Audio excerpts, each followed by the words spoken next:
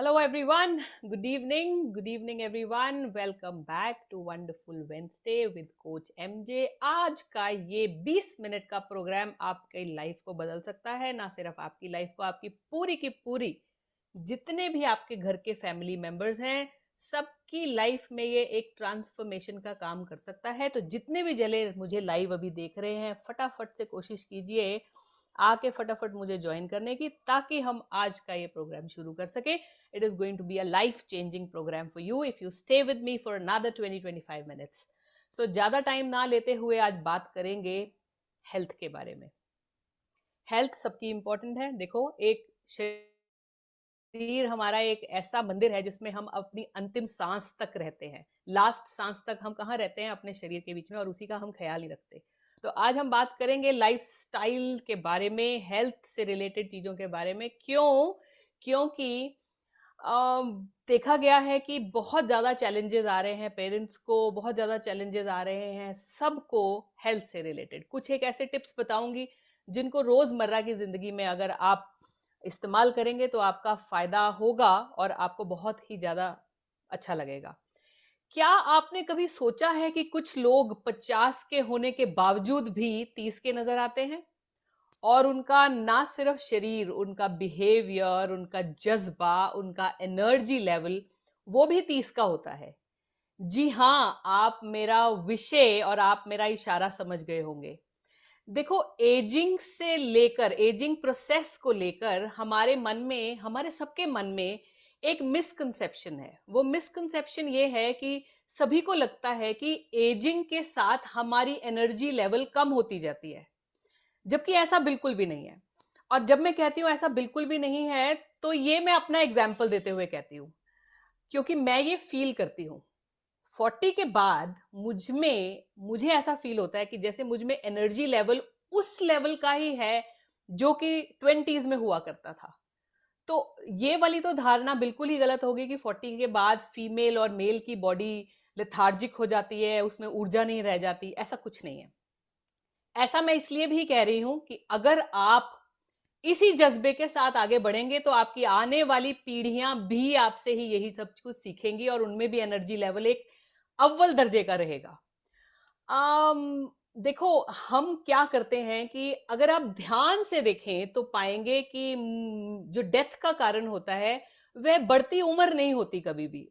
Ageing कभी भी death का कारण नहीं होती। डेथ का कारण क्या होता है? बीमारियों को, एज के साथ बीमारियों को पनपने देना, यही सोचना कि शायद दिस इज नॉर्मल। एज के साथ हमारी हड्डियां तो कमजोर होंगी ही, एज के साथ हमें खांसी जुकाम लगेगा, एज के साथ हमारे में यह समस्याएं आएंगी। ऐसी ही सोच के साथ बीमारियों को अपने शरीर में पनपने देना और उसको बुढ़ापे का नाम दे देना, ये बनता है डेथ का कारण, एजिंग नहीं। एजिंग कभी भी नहीं।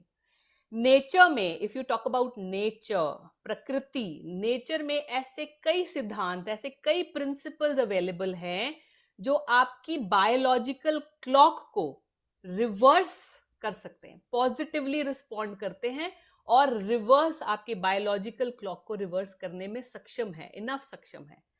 आपको जान के बहुत ज्यादा हैरानगी होगी कि ह्यूमंस, हम जो ह्यूमंस हैं, वो एक ऐसी प्रजाति है जो इस फैक्ट को जानती है कि हम एज की तरफ बढ़ रहे हैं।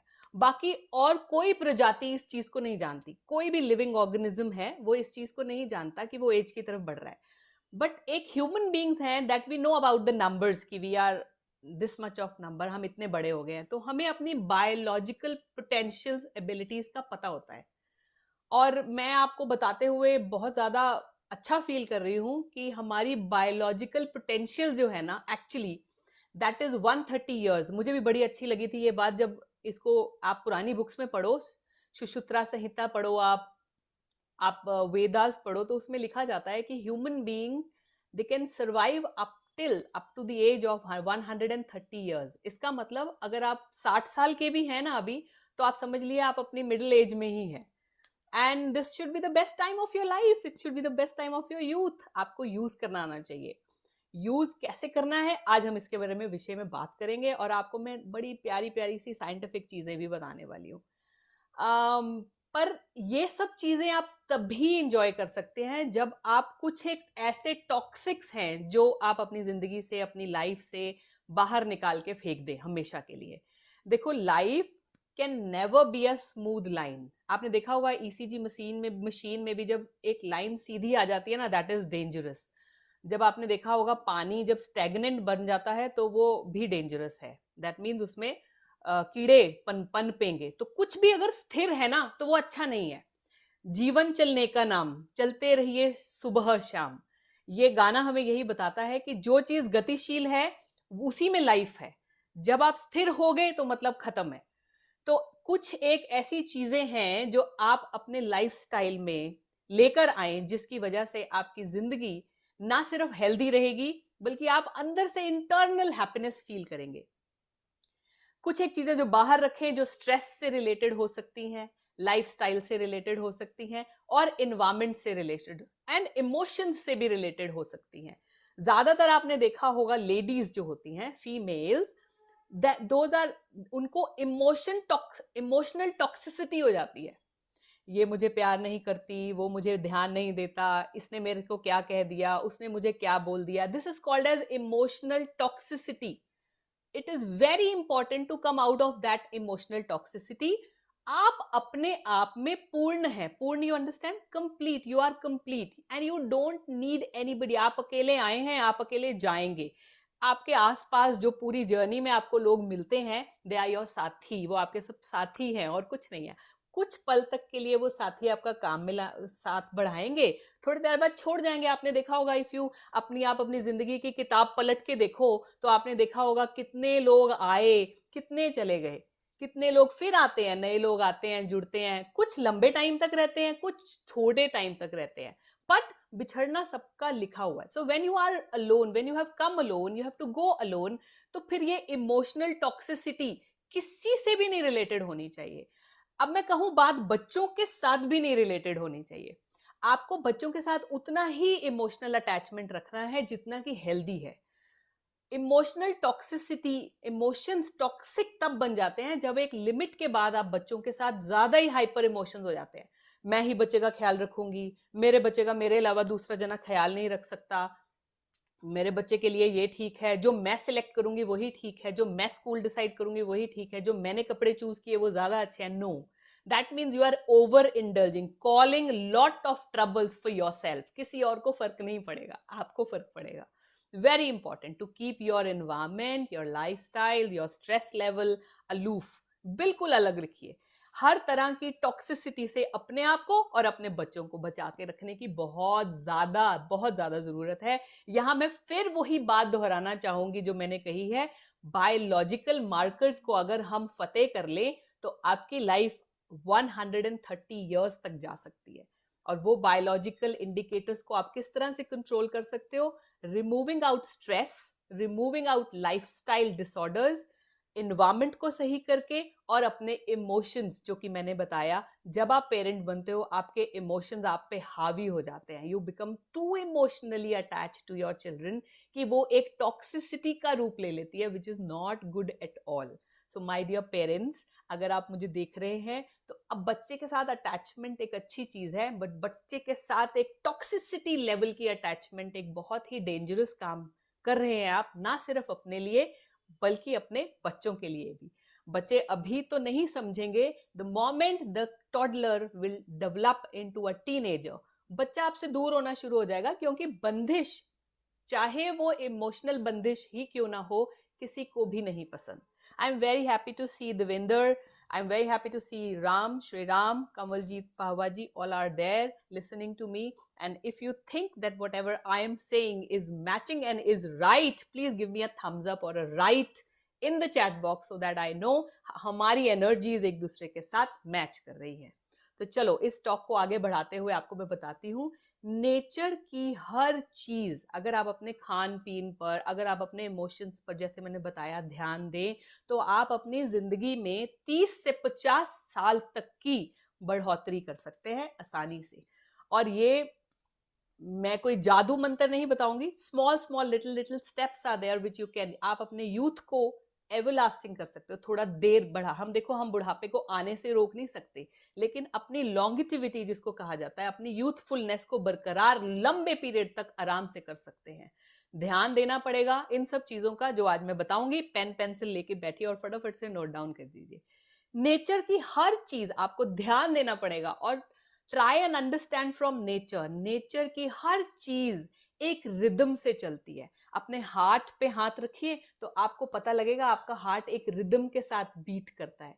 जब आप दौड़ते हैं तो आपका हार्ट एक अलग रिदम के साथ बीट करता है, बट बीट जरूर करता है। There is a rhythm. If you concentrate on your breath, आपको पता लगेगा एक रिदम है इसमें भी। और मैं आगे भी एक लेक्चर लूंगी जिसमें बताऊंगी लोग सांस ही पूरा नहीं लेते हैं। सांस पूरा लेने का भी एक तरीका है। आपकी नाभि तक आपकी सांस श्वास जाने चाहिए। लोग अपने नेक तक ही सांस लेके जा सकते हैं। अगर मैं इस वक्त आपको कहूं सांस लीजिए और देखिए और कंसंट्रेट कीजिए अपनी सांस पे, तो आप देखेंगे कि आपकी सांस भी आप पूरी नहीं ले पा रहे हैं।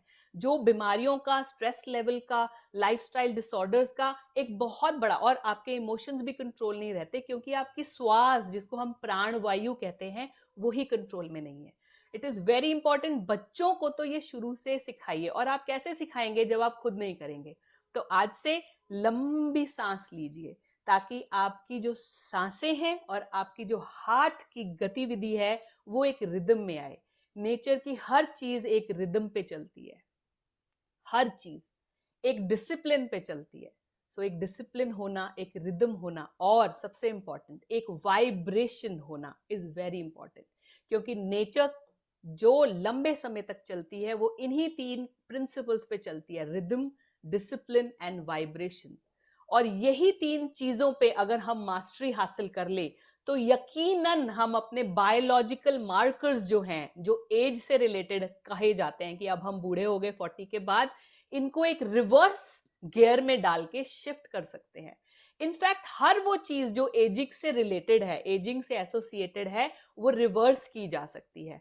हमारे घर में एक लेडी काम करने के लिए आती है और you won't believe, she is around 70 साल की बुजुर्ग महिला। बुजुर्ग तो मैं कह ही नहीं सकती उसको, क्योंकि उसका energy level is so high. उसने कहा मैंने अपनी जिंदगी में कभी टेंशन ही नहीं ली। ये देखो, ये पहली बात।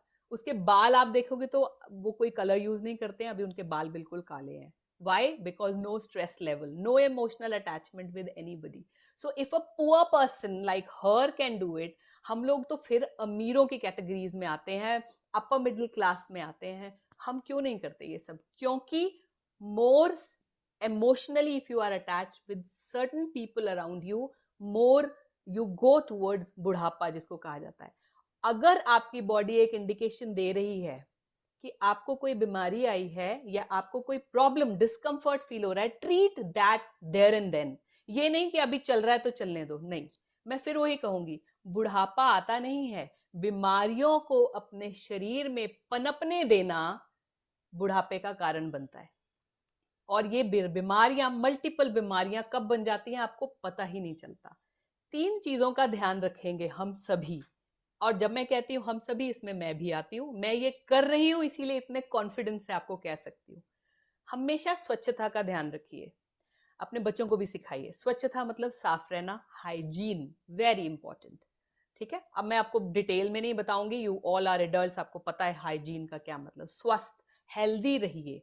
और तीसरी चीज संयम, वेरी इंपॉर्टेंट। हमारे जो भगवान ने सेंस ऑर्गन्स दिए हैं ना, आउटसाइड सेंस ऑर्गन्स, वो बड़े खतरनाक हैं, बड़े शरारती हैं। आंखें कितनी शरारती हो सकती हैं आपको पता है, तो संयम इज वेरी इंपॉर्टेंट। आपकी जुबान जो है वो कितनी शरारती हो सकती है, यू ऑल नो। तो मुझे गोपाल गौर खान जी जो है, उनकी एक लाइन बहुत अच्छी लगती है इस बारे में। वो कहते हैं, जुबान बोली आंख से, टंग जुबान बोली आंख से, तुम देखा करो कम, देखती हो तुम और ललचाते हैं हम। और फिर पेट बेचारा इनकी बात सुन रहा था, तो पेट बोला जुबान से, पेट ने बोला टंग से, पेट बोला जुबान से, तुम थोड़ा ललचाया करो कम, ललचाती हो तुम और तड़फते हैं हम। तो प्लीज बी वेरी केयरफुल। अगर हम अपनी ये सेंस ऑर्गन, स्पेशली अपनी आईज, अपना नोज और अपनी टंग को अगर हम कंट्रोल में नहीं रखेंगे तो आपका पेट बेचारा तड़फता ही रहेगा। Very important. सत्यम शिवम सुंदरम फॉर्मूला बहुत पुराना कहा गया है। आइए आज हम सब मिलके इसको अपनाते हैं। सत्यम मतलब, सत्यम का क्या मतलब हुआ इस कॉन्टेक्स्ट में? इस कॉन्टेक्स्ट में सत्यम का मतलब हुआ हमेशा जो भी चीज आप देखते हो वो सात्विक होनी चाहिए। देखो, हम सिर्फ खाते, ये नहीं है कि हम सिर्फ खाते हैं, नहीं, हम आंखों से भी खाते हैं, हम कानों से भी खाते हैं। जो भी चीज आपकी बॉडी ने अंदर ली है, जो भी चीज आपकी बॉडी के अंदर गई है, that is a food for your body.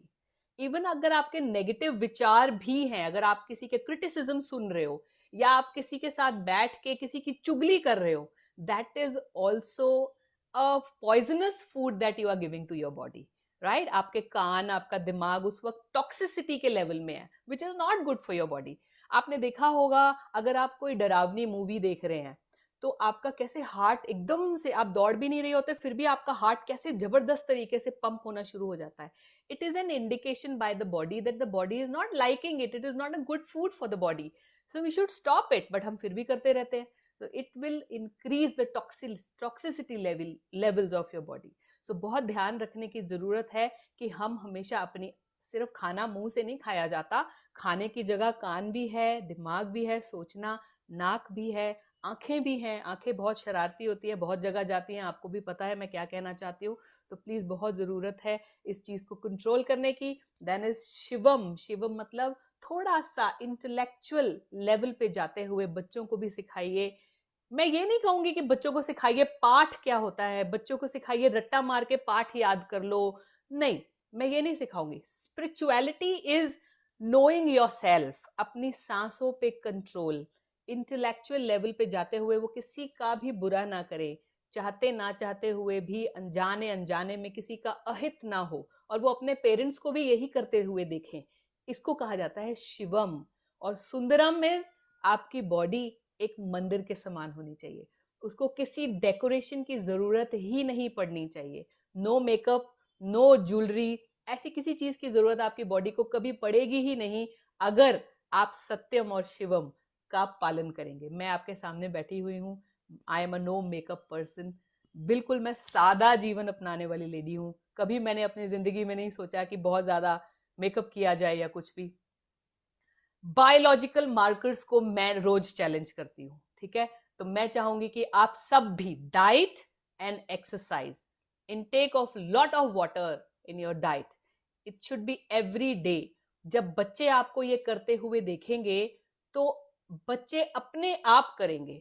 तो अगर आप बच्चों को एक सक्सेसफुल इंडिविजुअल बनाना चाहते हैं, बच्चों को चाहते हैं कि वो एक ऐसी बॉडी बनाए जो स्टील लाइक हो, शुरुआत आपसे होगी कहीं ना कहीं। तो आज जो मैंने आपको छोटे छोटे हेल्दी टिप्स दिए हैं, उनका ध्यान रखते हुए बच्चों को जरूर जरूर जरूर से आज किसी भी तरह के एडिक्शन से दूर रखते हुए हम बच्चों के अपने और बच्चों के बायोलॉजिकल मार्कर्स को रिवर्स करने की शक्ति है हम सब में।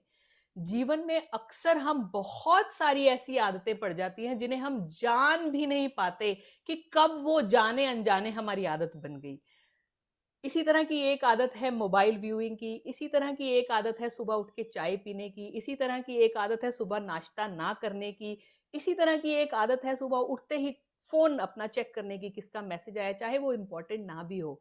इसी तरह की एक आदत है नेचुरल कॉल्स को उसी वक्त अटेंड ना करके उनको रोक के सप्रेस करके बैठे रहने की।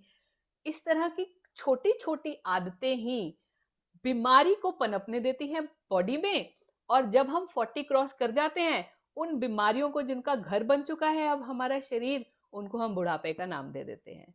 तो आइए शुरुआत करते हैं इन सब चीजों की छोटी छोटी चेंजेस अपने लाइफस्टाइल में लाने की। आज प्रॉमिस कीजिए कि आज की इस पाठशाला से आप कम से कम 3 हैबिट्स अपनी जरूर चेंज करेंगे। तो पहली चीज हम सब मिलके क्या चेंज करने वाले हैं? सुबह चाय कॉफी की आदत को खत्म कर दीजिए। अगर आपको लगता है कि आपको सुबह कुछ ना कुछ गर्म पीना ही है, तो बहुत चीजें हैं, लेमन वाटर है, आप जीरे वाला पानी पीजिए। 2-3 दिन की बात है, चौथे दिन आपको इसकी आदत पड़ जाएगी और आपकी बॉडी, जो आपका पेट है, वो आपको बहुत ज्यादा थैंक यू भी करेगा। ओके? और दूसरी हमने आदत जो चेंज करनी है, मैंने देखा है स्पेशली फीमेल लेट ब्रेकफास्ट करती हैं, बहुत लेट, और फिर उनका लंच और डिनर का तो कोई टाइम ही नहीं रह जाता। Do not miss your breakfast. Being a lady you have to manage hundreds of things in the house. अगर आपके बच्चे, स्पेशली आपकी गर्ल्स आपको देख रही हैं, तो वो जाने अनजाने ये वाली हैबिट उसमें बन जाएगी. वो नॉर्मल, उसके दिमाग में ये चीज नॉर्मल तरीके से रजिस्टर हो जाएगी. खाना ना खाना एक फीमेल के लिए नॉर्मल बात होती है. मेरी मम्मी भी तो ऐसे ही करती है. तो please don't do that, right? उठ के अपना ब्रेकफास्ट कीजिए. अगर आपके पास ब्रेकफास्ट करने का टाइम नहीं है, go grab a banana and eat it up. Almond and banana बड़ा ही अच्छा हेल्दी ब्रेकफास्ट है. It will give you a lot of energy. Rakhi, I'm so happy that you're watching me. If you can relate to what am I saying right now, you can give me a thumbs up or hello, hi in the chat box so that I know that जो कुछ मैं कह रही हूँ that is making sense to you. Thank you so much for watching. And do not get up late. Getting up late is becoming a new normal. अगर एक ये new normal बन गया तो अपने बच्चों में एक अच्छी हेल्दी हैबिट कैसे इनकलकेट करेंगे? मैंने अपने पापा को कभी नहीं देखा कि वो लेट उठते हो. आज he is 82 years old. Still he'll get up. It's his routine to get up early in the morning. और वही अच्छी आदत मुझ में भी आई है. और वो मैं मिस ही नहीं कर पाती. I can not afford to lie on my bed for 10 और 11 बजे तक सोते रहना. ऐसा कुछ है ही नहीं. और उठते ही सुबह अपना फोन नहीं देखना.